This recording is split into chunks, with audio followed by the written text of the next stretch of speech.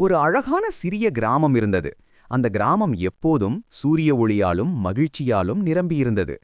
பறவைகளின் குரலும் குழந்தைகளின் சிரிப்பும் அந்த இடத்தை இன்னும் அழகாக்கியது. அந்த கிராமத்தில் ஒரு துணிவான சிறுமி வாழ்ந்து வந்தாள்.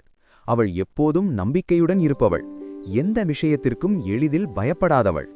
ஒரு நாள் கிராமம் முழுவதும் மெதுவாக இருள் சூழத் தொடங்கியது.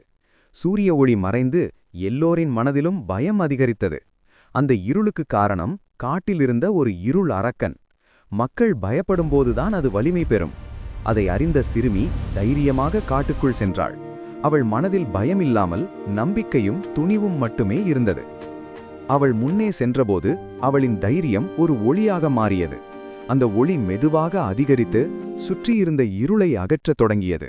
இறுதியில் அவளின் தைரியமும் நம்பிக்கையும் அந்த இருள் அரக்கனை முற்றிலும் பலவீனப்படுத்தியது. கிராமத்தில் மீண்டும் சூரிய ஒளி பரவியது. எல்லோரும் மகிழ்ச்சியாக வாழத் தொடங்கினர். குழந்தைகளே, பயம் வந்தாலும் தைரியமாக இருந்தால் எந்த இருளையும் நாம் வெல்ல முடியும். நீதி: பயத்தை தைரியம் வெல்லும்.